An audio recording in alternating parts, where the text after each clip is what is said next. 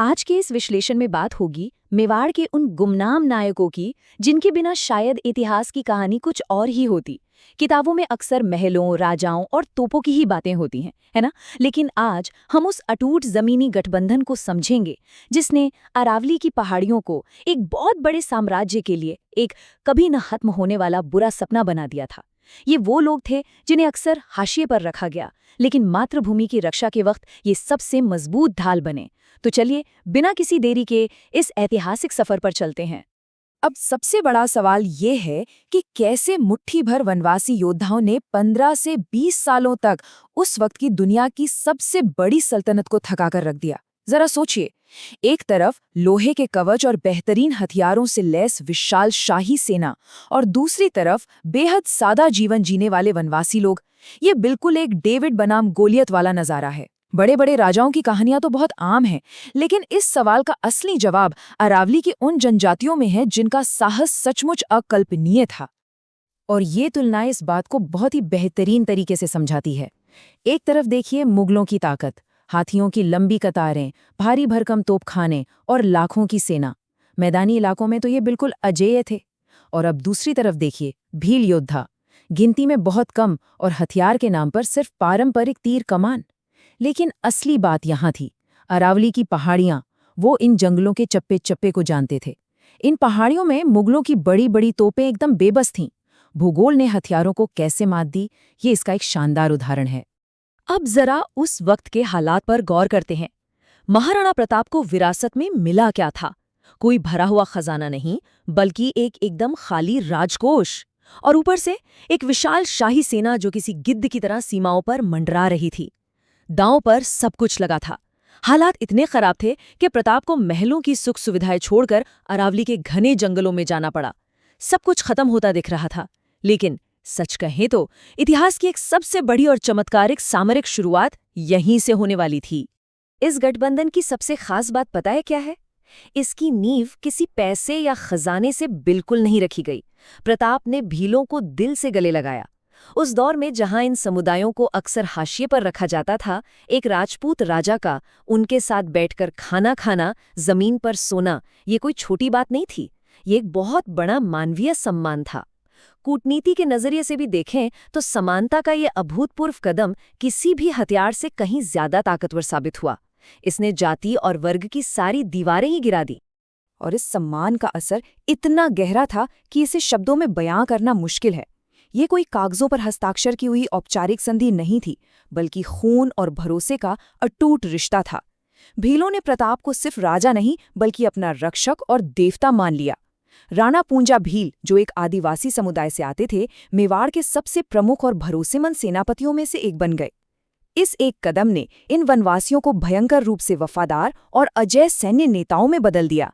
मातृभूमि के लिए जान देने का ऐसा जज्बा जो शायद दुनिया की कोई दौलत नहीं खरीद सकती थी। चलिए अब इनकी रणनीति को समझते हैं। ये किसी बड़े चमत्कार से कम नहीं था। भील योद्धाओं की मारो और भाग जाओ यानी छापामार युद्ध कला बिल्कुल अचूक थी। उन्होंने इतनी बड़ी शाही सेना को कैसे रोका? उन्होंने दुश्मन की रसद पहुंचने के रास्ते पूरी तरह से काट दिए। खुफिया जानकारी जुटाने का उनका नेटवर्क एकदम सटीक था। और सबसे कमाल की बात, वो एक दूसरे को संदेश देने के लिए जानवरों और पक्षियों की आवाजें निकालते थे। भारी भरकम तोपों वाली सेना के लिए जंगल में छिपकर वार करने वाला ये अदृश्य दुश्मन किसी भयानक और कभी न खत्म होने वाले बुरे सपने जैसा बन गया था। और इस रणनीति का सबसे रोंगटे खड़े कर देने वाला मंजर हल्दी घाटी में दिखा। एक बार उस खौफनाक दृश्य की कल्पना करके देखिए। भारी हथियारों से लदी शाही सेना एक संकरी घाटी में घुसती है और अचानक ऊपर पहाड़ियों से घातक तीरों की बारिश शुरू हो जाती है। चट्टानों के पीछे छिपे भील धनुर्धर कहर बनकर टूट रहे थे।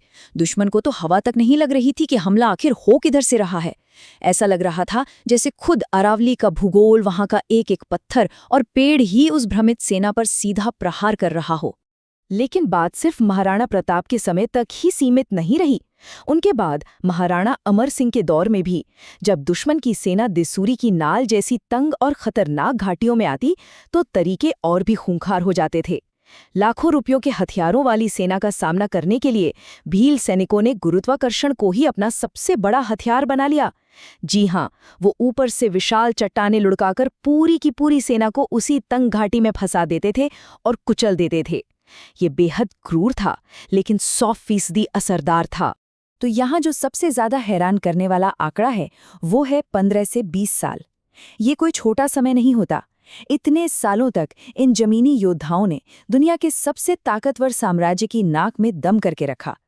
जरा उस मानसिक दबाव के बारे में सोचिए। बड़े बड़े शाही सेनापति मेवाड़ आने के नाम से ही कांपते थे। उन्हें अच्छी तरह पता था कि उनका सामना किसी आम सेना से नहीं, बल्कि मेवाड़ के हर पहाड़ और उस पर छिपे अदृश्य भील योद्धा से होने वाला है। इस खौफ ने सचमुच एक पूरे साम्राज्य की रातों की नींद उड़ा दी थी। अगर आज हम मेवाड़ का वो ऐतिहासिक ध्वज शान से इतिहास के पन्नों में लहराता हुआ देखते हैं, तो ये हमें साफ तौर पर समझना होगा कि इसकी मजबूत नींव में इन वीर जनजातियों का पसीना और खून मिला हुआ है।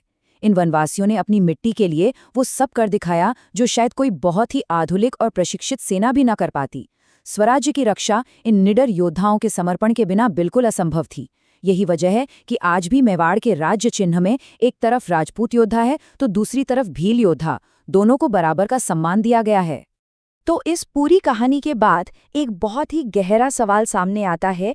जब कोई नेता समाज के हर वर्ग को साथ लेकर चलता है, चाहे वे हाशिए पर ही क्यों ना हो, और उन्हें सच्चा सम्मान देता है, तो क्या कोई भी बाहरी ताकत उन्हें कभी सचमुच हरा सकती है? इतिहास का ये पन्ना हमें समावेशी नेतृत्व और एकजुट देशभक्ति की असली ताकत के बारे में बहुत कुछ सोचने पर मजबूर कर देता है।